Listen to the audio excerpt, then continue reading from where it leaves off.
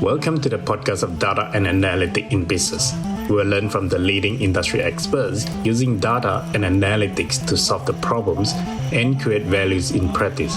We will also learn where the industry is heading to and how data and analytics will shape the industry in the future.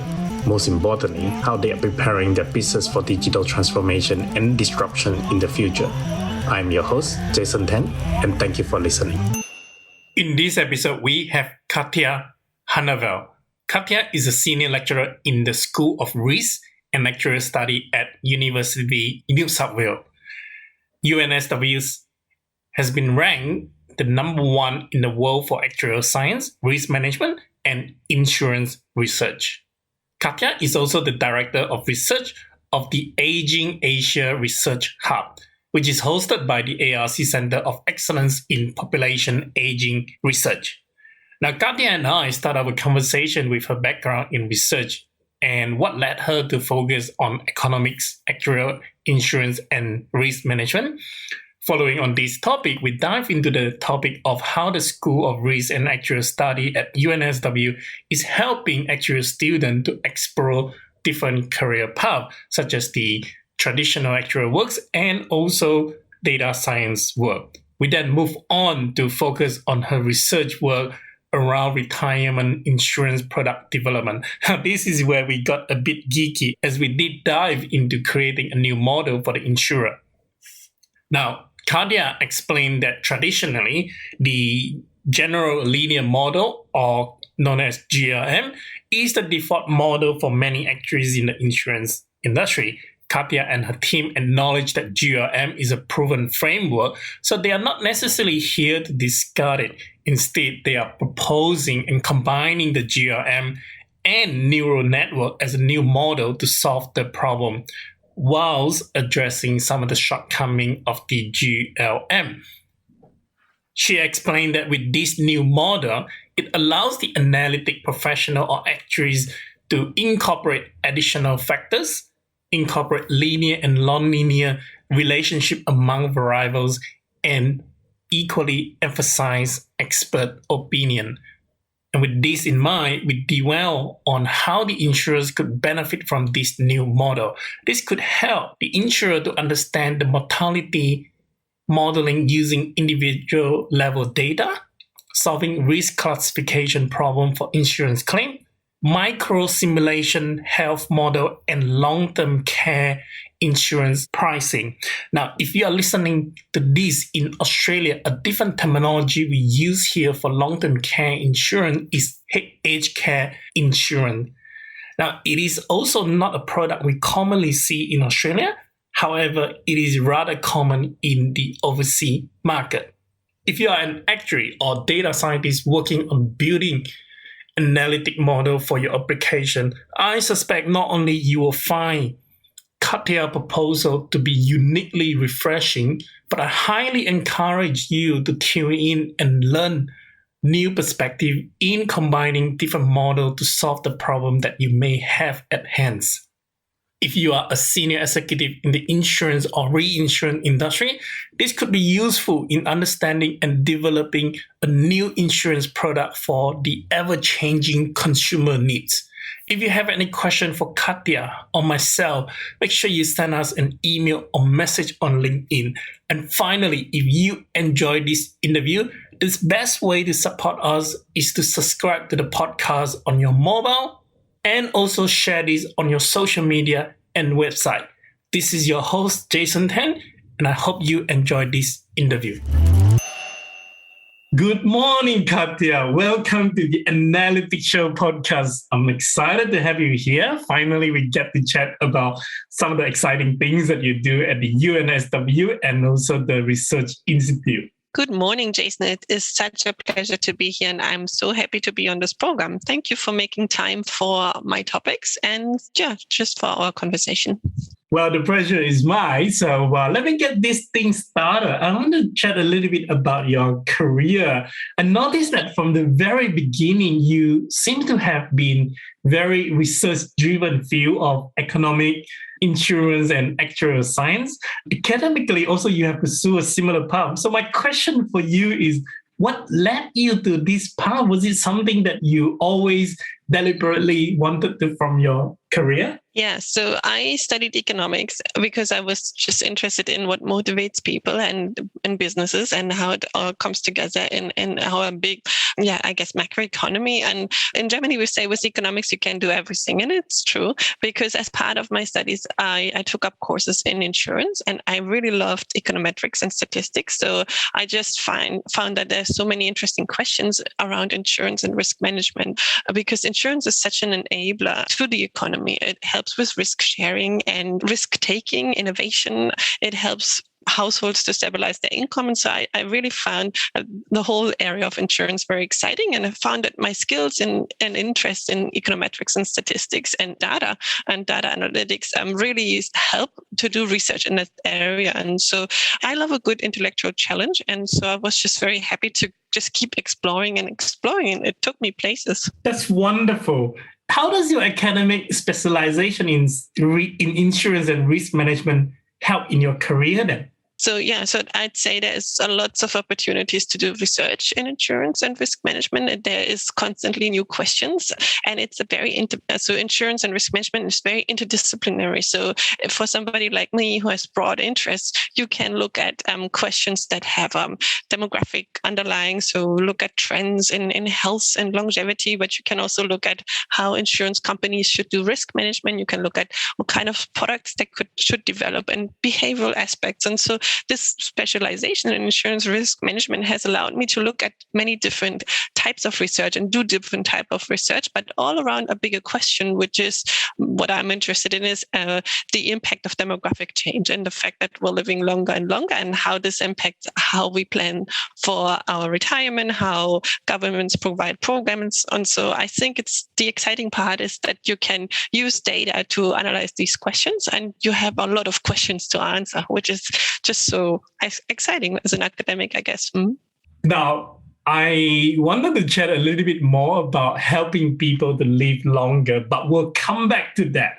Now, before we go on to that, share with us a little bit more about the School of Risk and Actuarial Study at UNSW Sydney, which also has been ranked number 1 in the world for risk and actuarial study. So, well, I have worked actually with many of them from UNSW from the actual study, but what about from your point of view, in your own word, what is unique about the institute that make it the number 1? Yeah, thank you for asking. So the school is really a great place to teach and to do research. I'll start with the teaching because that's really our main mission, I would say. So we have the largest undergraduate program in actuarial studies in Australia and potentially in the world. So we have about over 300 students starting each year, and these are terrific students. They have very high ATARs, and they challenge us. They request and they expect excellent teaching, and they motivate us to do really well in our courses. So we keep innovating our coursework, and I'll talk a bit later about how we include data analytics in our curriculum. And we get very good student outcomes. And so this, I guess, is one side of what we do. Another area is that we're quite a big school. So we have many colleagues and many different research topics. And many of my colleagues are just fabulous. They are leading experts in their fields. We have experts that look at retirement incomes, retirement policy, but also in general insurance and claims modeling, extremes and catastrophic risk modeling, quantitative risk management, risk theory, and in recently much more research on insurance analytics, combining actuarial techniques and machine learning. So I think it's just a really exciting place to teach and to do excellent research in a group of very friendly colleagues who are just excellent in what they do. I can certainly attest to that because I have actually worked with many of them in the past. Many of my ex-colleagues is either from UNSW or Uni of Melbourne. Now, as much as I understand about the actuarial science and study, what about, in your own word, how data and analytics is being embedded into the course and curriculum of the UNSW School of Risk and Actuarial Study to fulfill the rising demand for data science professional in the insurance industry? Yeah, that's a good question. And that's something that we've been really working on, and my colleagues have done terrific development. So students who study the Bachelor of Actuarial Studies, they can choose different majors. And we have an actuarial risk management and analytics major, and we have a quantitative data science major and a business analytics major. But students can also choose to do dual degrees. For example, the Bachelor of Actuarial Studies together with a Bachelor of Science, Computer Science. And our school, so the School of Maths offers excellent courses on data analytics, but our school, we also offer courses on data analytics. We have a course on actuarial data and analysis, on actuarial data analytics applications, and next year we will be offering a new course on artificial intelligence and deep learning models for actuarial applications. And I teach risk management courses, and I teach a course called risk analytics, and we also have a course on risk decision analytics. So there's a lot of choice for students to go deep in these topics. And so, yeah, and we just continuously improve these programs and courses and offer more. And it's because students are very interested, and there's also a demand from employers for these skills. I think data scientist is certainly one of the career options seem to, for many, want to pursue. And I think actuarial student is well positioned into starting that career. So I'm so happy to hear about that,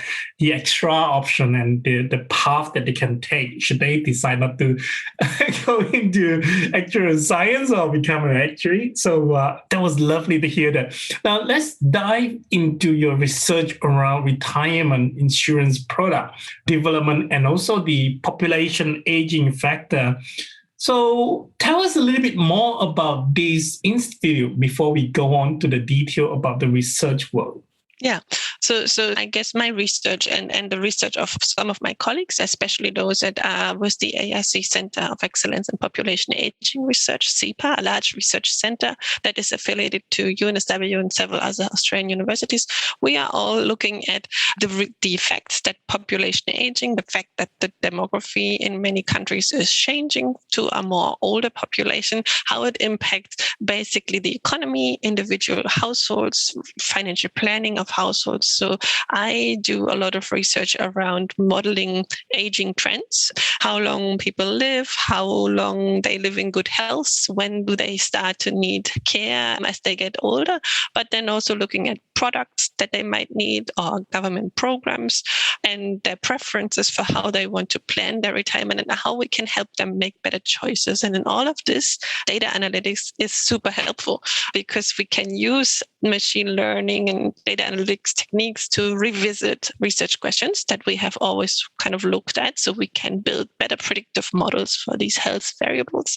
But we can also use these techniques to find links between variables that we previously didn't know were connected, and so find linear, non-linear links and just find new relationships. And we can also use it to study data sets that are patchy or small and learn from bigger data sets and apply the knowledge to smaller data sets. So it's just really useful in this general field of research. I really like one of the recent research that you have been doing on developing a new model on predicting the age-specific health transition intensity using neural network.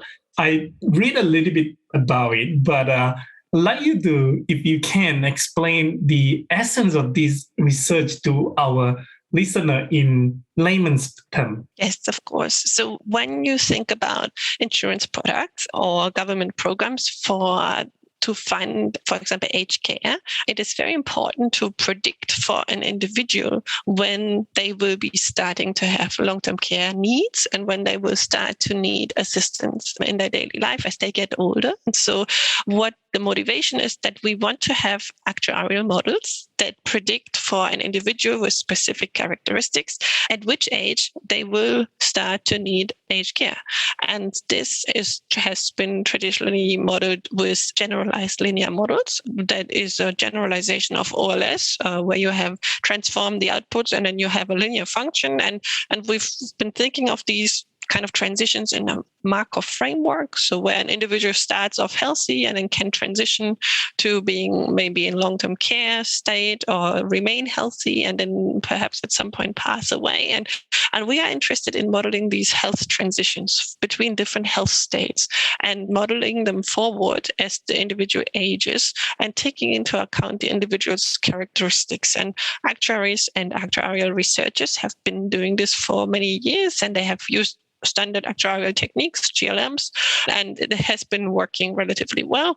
But there have been some limitations that have bothered me, and I thought that we could perhaps do better. And so, before you go on to talk about the new model, I know GLM is widely used in insurance and the actual study. So I think those listeners who come from that background would be familiar with that. But for the listener who may not necessarily be familiar with the GLM, do you mind to give a quick 2 minutes on explain that what GLM is and how it helps? Sure. So I think many of us are familiar with linear regressions and ordinary least squares estimation. So where we basically think that there's an output variable and some factors, variates that drive this output variable, and they are linked with a linear function, and the errors have follow a normal distribution. And GLM is a flexible, more general version of this. It allows basically response variable, the output, to be linked to some factors through a transformation. So think of the output variable maybe first being transformed by a log function and then applying the linear model on the factors, and also allowing a different error distribution than the normal distribution. So it is and having some other assumptions about the variance. So it is basically more flexible in the sense that you can transform the output variable first, and then have a linear model, and you can assume different distributions for the errors, and that allows us to model a wide range of relationships. It's more flexible than just the standard linear model. So it's a regression model. What are other issues that you see with the existing model may present? Sure. So I think GLMs are perfectly fine, and they work really well in many areas. For the research problem or the topic that we looked at, health transitions, there were some limitations in that I described earlier, that we want to model the transitions between several health states. So an individual can, in our model, simple model, can transition from being healthy to having long-term care needs to being dead, and or it can also just remain healthy or move directly into pass away state. And so what was a limitation in the past was that these transitions were modeled with separate GLMs. So people would just run separate GLMs for these transitions and see what factors impact these transitions. And they would also only consider relatively limited factors. So in the actuarial research that was published, they mostly looked at age and time and polynomials of these variables and maybe aged care duration. And what we found was limiting, that they didn't consider many other factors, which should, of course, impact health. And so it's been a bit limited in the sense that they did GLM separately for these different transitions. They only looked at few factors, and then the GLM has a transformation, but then it basically assumes a linear model. And our question was, is there something more than just linear? And so these were kind of the issues that motivated us to look a bit more for new methods. Tell us a little bit more about the new model that you are working, and how is it different from the existing model to estimate and predict the health transition? Yeah. So first, at this point, I really need to give credit to my brilliant co-author. So I have this student from Renmin University of China. She's a student in the School of Statistics, and she came to visit me to study with me for 1 year as part of her PhD. And she has a background in computer science, Chi Wong, and she's just terrific. So she came to me and she said, why don't we combine these GLMs with neural networks? And we looked in the literature, and there was some Swiss researchers who had done a similar combination of a GLM with a neural network for general insurance data. And it inspired us to look a bit more. And so basically she developed a structure, and it worked really well. So what the model does, it is a complex neural network which has a wide and a deep component. And the deep component is a neural network with several hidden layers, and it allows us to pick up linear and nonlinear links between several input factors, several variables such as age, time, gender, marital status, where a person lives, and some lifestyle factors, whether they smoke, drink alcohol. And so all these variables, we throw them in and they go through that deep component of our combined model. But then we also have a wide component in our neural network architecture. And there we embed the GLM, and it connects from the inputs directly to the output layer. So that is a combined wide and deep structure. And so it allows us to use the GLM that is quite powerful, and we knows that picks up good links, but we also have it pick up additional links through the deep network structure. I really like the unique way of her thinking in terms of combining the GLM and neural network.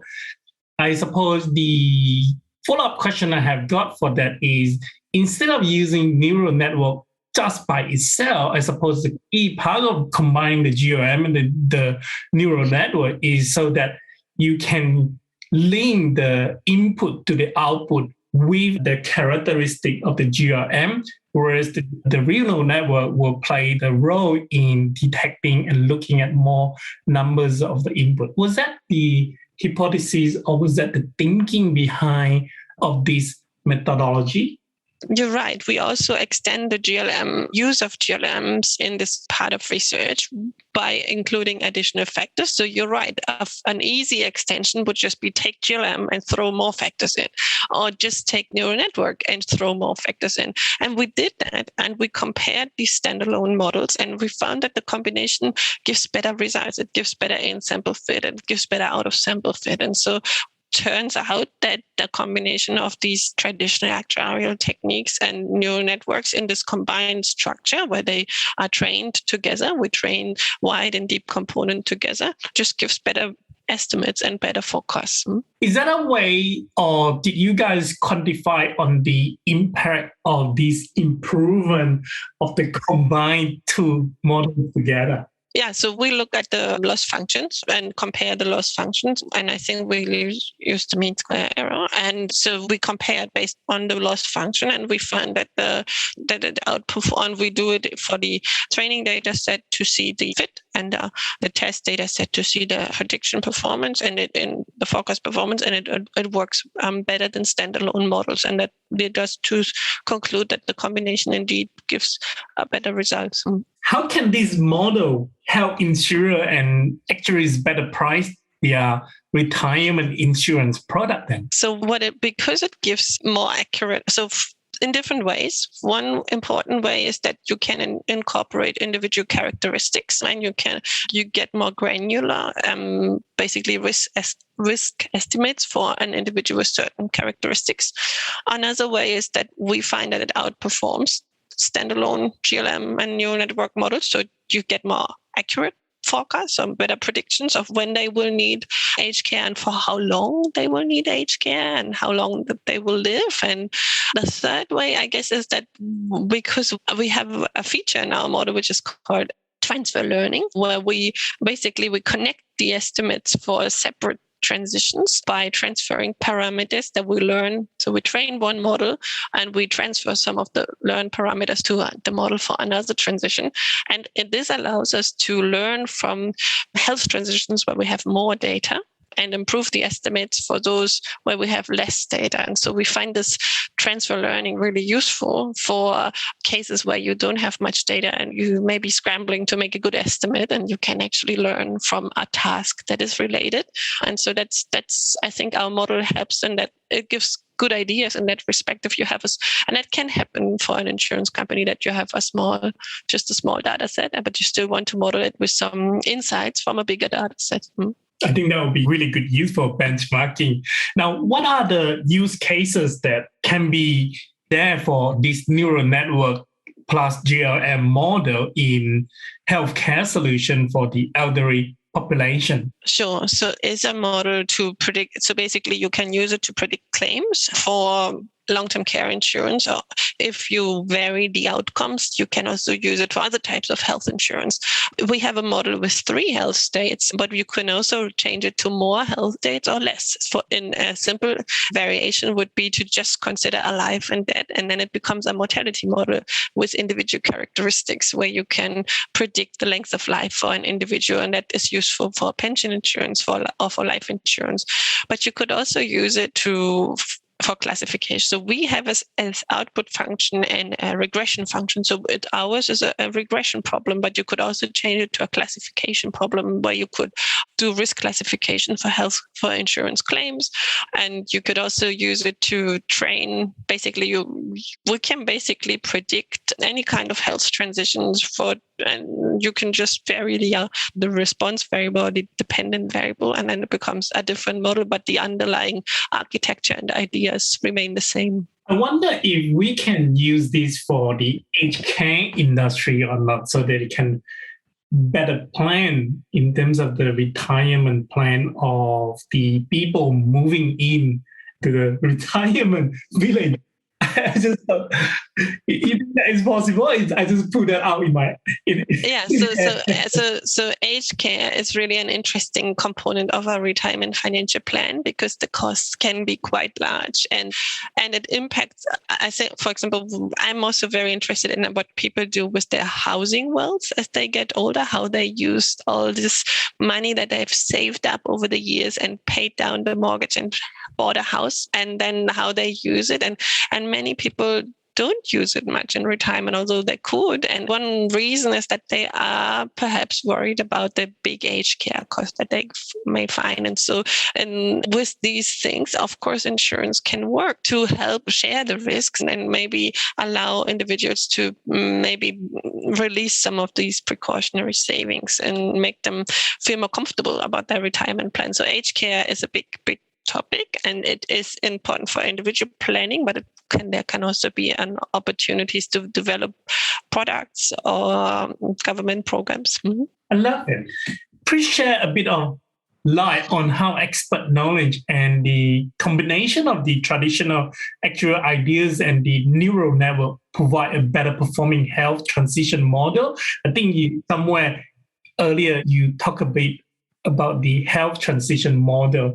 Maybe you want to expand on that a little bit and then finally tell us how the combination process works. Sure. So one thing is that I mentioned earlier that our model combines a GLM estimation with a neural network estimation in one framework, in one combined neural network. And so in a way, this is already incorporating expert knowledge because a lot of the experts in the field have used GLMs, and the fact that we are saying, okay, that's great, and that is an important component of our combined model, it's already embedding expert opinion instead of just going, okay, you use GLMs, forget about it, just use neural networks. So by paying respect to that and including that. And interestingly, we found it actually helps with the estimated outperforms a standalone deep neural network. But then we went even a bit further because I mentioned earlier that they have in previous research has mostly relied on age and time as predictors of aged care needs. And that makes sense because as we get older, there is just the risk of becoming long-term care disabled just increases so much by age. And there's also some certain time trends. So we went back to that literature and say maybe they had a point in focusing on these two variables. So maybe we should give these two variables an extra role in our model. And so what we did is our structure is a deep component, which has the neural network. And in the wide component, we have a GLM. And in our final model, the model that we propose, we also have, we pass on two variables from the inputs through an activation function directly to the last hidden layer. So we give these variables age and time. They go through the GLM, they go through the neural network, but they also go separately in the wide component of our architecture, direct through an activation function directly into the last layer of our model. So they get a special role in our model. And that is where we say, this is actuarial expert knowledge. This is clear from all the past modeling. Age and time are important. So let's give these variables an extra role. And it really helps to highlight them and not just let them go through the neural network, the deep neural network part and the GLM, but actually give them an extra role in the model. And so that's basically what we propose. So there's two ways to incorporate this expert knowledge. One is to just combine traditional models with machine learning models. And the other one is in this structure, you can highlight some variables in this way that I just described. I know you have done presentation on this topic around the world for a number of times.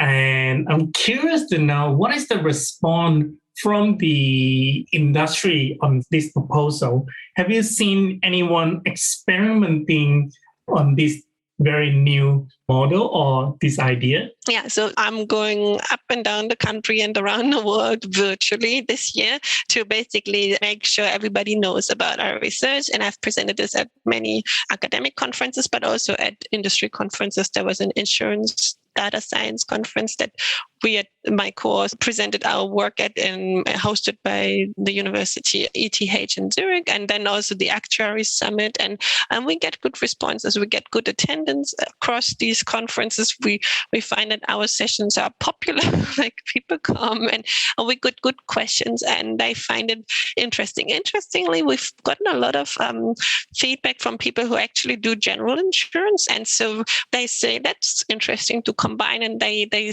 from the discussions we had, I think it has inspired some people to actually use it in their general insurance claims modeling, although we wanted to show, hey, you can also do it in health, but I think it's just a bigger, maybe perhaps a bigger area of actuarial practice.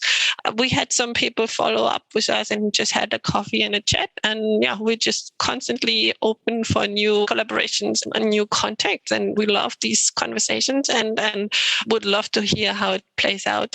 If anyone who is listening to this interested to find out more, is it the best way to contact you is through CEPAR? And of course, through LinkedIn as well, but CEPAR would be the very first entry point. Would that be the right way to say that? So I have a UNSW email address. It's k.hanewald@unsw.edu.au. So you can just email me and it will come through on LinkedIn, or just, I think if you type my name, it's pretty unique. There's no other Katja Hanewald in the world. So I have quite a bit of you will find me, and just email me and we can set up a casual chat, and just take it from there. Wonderful. Now, from your experience in the field of retirement planning, what would be your major advice for working professional when it comes to planning for retirement? I feel like this question is for myself, but I'm just disguising it for other working professionals. So I think, so my main tip would be to work longer. And that sounds a bit harsh, so I'll say it in a nicer way. Prepare for a longer working career. So make sure you don't get stuck in what you do, that you upskill, that you learn new skills, that you embrace new challenges, new roles, that you basically set yourself up for a longer career. Because that's the easiest way to prepare for a longer financial life, is to work a few more years. Because in every year you work, you get more income and you don't draw a pension. And a part of that is to look after your health. So we can only work longer if we are in good health. So investing in your health is an important part of a lifelong financial plan.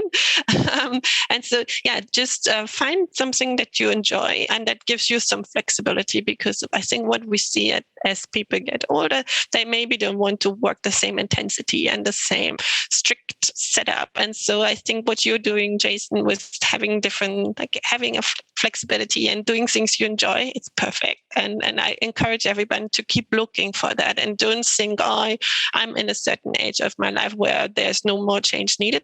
No, that's not true. You can change and be flexible, hopefully, to some degree, and that will set you up for hopefully enjoying what you do and being able to do it for a longer time. So that's one. The other part is that you should not postpone planning your financial situations for retirement. So I know that many people, I think they did a survey in the Netherlands, some of my colleagues, and they found that people would prefer to do ironing and cleaning the house rather than looking at the pension statements. And so we have this tendency to ignore the letters about our superannuation and not look up what the rules are and what the products are. But I encourage you to engage with it and to get on top of it and to understand what's going on, what you have, what are your options, and just be open-minded about it and learn about it, because it's actually just choosing the right investments in your super can make a huge difference. And just engage in general. We find that people have better outcomes who actually start thinking about and how much, and maybe that they should save a bit more for retirement. And then finally, of course, housing is a big topic. If you can invest in housing, but then remember this is a saving. It's probably the biggest part of savings that you'll ever make in your life. So include that house in your retirement plan. So you have accumulated this wealth. It is your saving, and there's ways to use it in retirement. There's reverse mortgages, there's the pension loan scheme, there's other arrangements in Australia. And so your house is actually an important component of your retirement plan. And you shouldn't, it's not, and there's ways to use that wealth while you live in your home, and you can enjoy aging in place, but still draw down some of the wealth using reverse mortgages. So that can actually improve the outcomes for many people if they consider this option. Thank you so much for that advice. Now that brings us almost to the end of this podcast interview. My first question for you is, what is your most important first principle? So I thought about this, and I think the one thing that just strikes me and just fascinates me is just how we are so different, how everyone is so different. I work across different research teams. I mentored many different students and PhD students, and it's just and work with different colleagues on teaching projects. And it's just so incredible how we are all so different in our opinions, our feelings, our emotions, even what we think about COVID. And so, but there's so much richness and beauty in that. And I try to teach to my children and my students that this is something to embrace, that the fact that don't think everybody is like you, and just listen and be open-minded and learn from it and embrace this diversity, because it's just so interesting. And it actually ties in with data analytics, because if you use data analytics techniques, there's so exciting ways to design individualized products, individualized strategies. So but this is my principle, that everyone is so different, and that's just amazing and interesting, beautiful. Last question is, what is one book that you have read and thought it would have been better for your younger self to have? Yeah, so all my job is reading. You cannot imagine the amount. Like I do so many research papers, and every paper I probably read it 8 times, and I read PhD thesis drafts and academic articles. My whole life is reading and editing and providing feedback. So I have to say I love the works that I see emerging from my students and young researchers that I mentor. And I have very little time to actually read inspirational books, but I do love classical music. And if I had a tip for my younger self, I'd be just immerse yourself in this beautiful classical music, and you can listen to it when you work, and it's just uplifting and inspiring. And so, I think, as I said, everyone's different. Some people read, some people listen to music, some people have other hobbies, and mine is just classical music. Yeah. That reminded me of the concert that I attended in Prague about 10 years ago, or maybe 9 years ago. I think there was a world classical music tour, something like that, and it was in Prague, and I happened to be in there. It's beautiful, I have to say. Before that, I never really thought that I would enjoy it that much. Yeah. So, you had the feeling, and so. Now, thank you so much, Katja, again, for sharing this really unique way of thinking, and also this model that you guys are doing at the UNSW and also CEPAR. I absolutely learned so much more from this, and I trust that many of those actuaries would find this interesting. And of course, other people who are doing data science, I think is a really unique and a really fun way that they should put into the consideration into the model that they are building. Once again, thank you so much, Katja. Thank you so much. That was wonderful and very, very interesting to chat to you. Thank you, and best of luck with your program. It is such a terrific program. Thank you.